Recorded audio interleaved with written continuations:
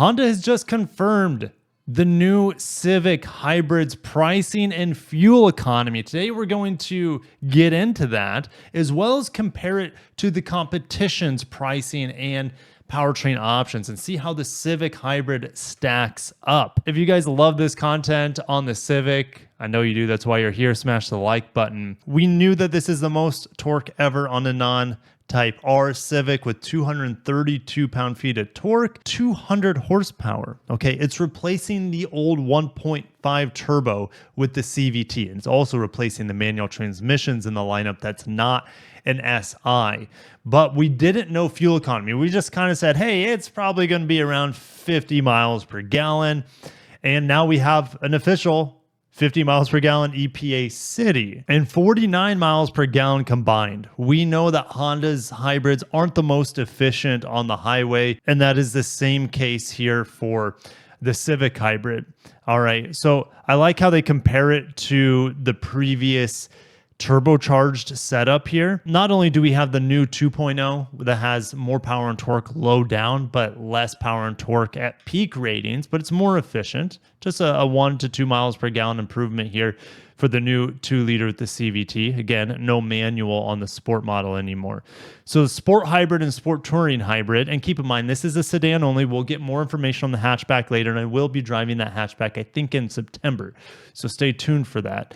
But if we look at the MSRP here, not only do we have fuel economy, we have pricing. I thought the car was going to start at $28,000. I was close to that, but after destination as well, it's essentially $30,000. All right.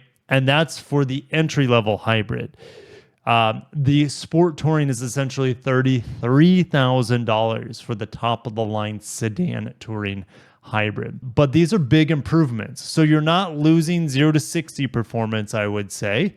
You might be losing a little bit of responsiveness, but I have to drive this new Civic Hybrid to confirm that, because the only place these Honda hybrids have a weakness is on-demand power when you're already up to speed. All right, there's a big lag waiting for the engine to provide power to the generator to provide power to the front wheels. They're not quite as responsive as Toyota hybrids or possibly even Hyundai's dual clutch on the Elantra when you're up to speed. But man, it drives really, really torquey from a stop, and that's what most people are going to appreciate. The price hikes are happening with these sport hybrids replacing the turbo models. All right. So MSRP on the new model is $28,750 for the sport hybrid, which replaces the EX. The EX is $26,950. So it's $1,800 more for the sport hybrid compared to the EX that it replaces with the turbo. Let me know if you think that's a valid switch. I think it's okay. I think it's just okay. It's not good. It's not bad. It's probably the most that they could possibly charge without getting a little egregious at that point. All right. In my opinion, it should only be about a $800 price increase. You're taking out the complexity of that turbo engine and you're putting in a simple hybrid setup. Hybrids are simple. It's just that the cost of the battery eats into their profits a bit, but come on. Anyways, touring model, before it was refreshed, $30,550. We have a $2,300 increase on the new Sport Touring Hybrid. I mean, I thought the $1,800 was a little much, but this is definitely a little much compared to the outgoing Touring. I just don't know. The Sport Touring Hybrid to me seems a little bit like a bust. With how expensive it has become. Maybe not. Let me know down below. Sport hybrid for me, and that's what I've stuck with on other Honda models too. The Accord, I can't recommend going above the sport trim. For the CR-V, I don't recommend going above the sport trim. There's just not enough features for the price increase that they're asking. All right. Yes, you can get that Bose sound system, but to me, it's not worth the price increase.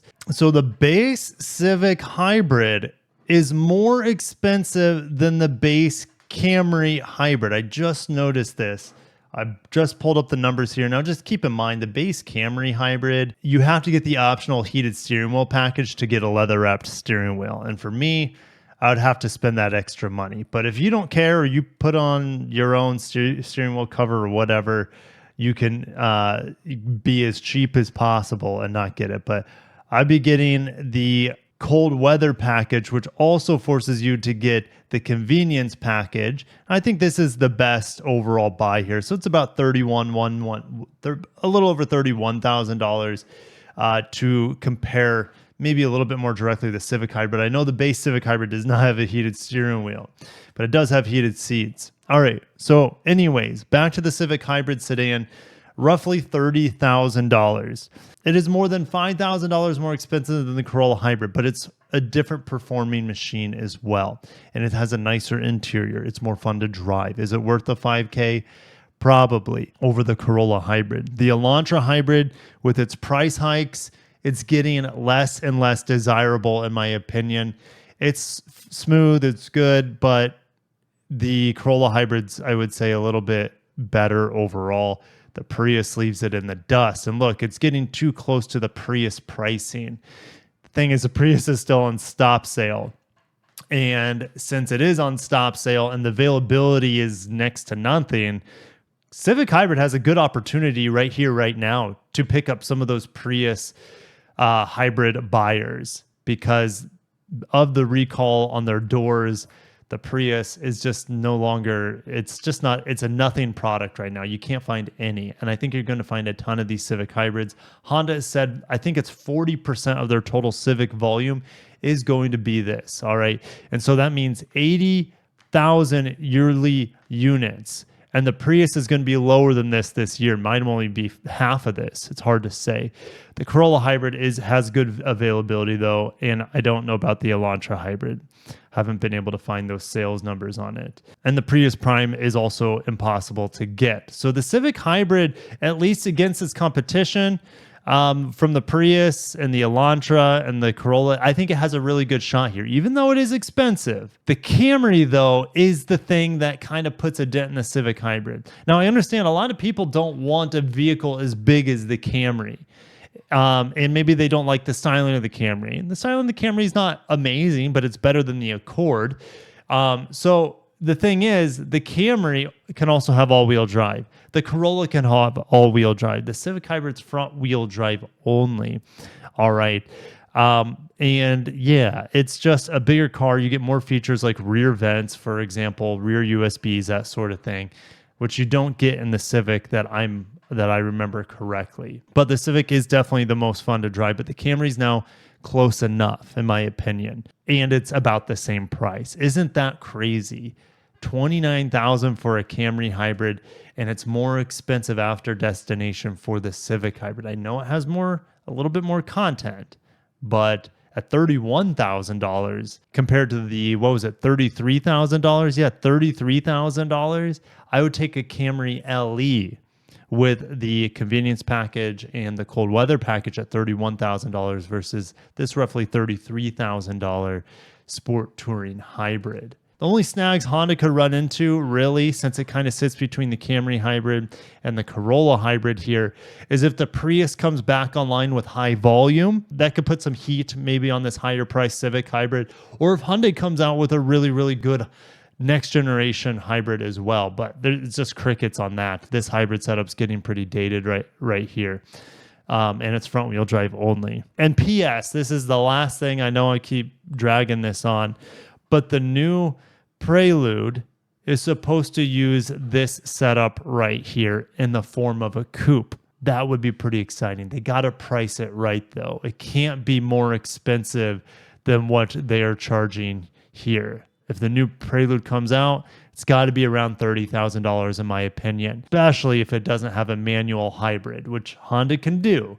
If they don't do a manual hybrid, other than its styling and just having a coupe, it's not going to be any more fun to drive, in my opinion, than the Civic. Okay, the Civic Hybrid, I should say. So anyways, shutting it down. Thank you guys for watching. Peace.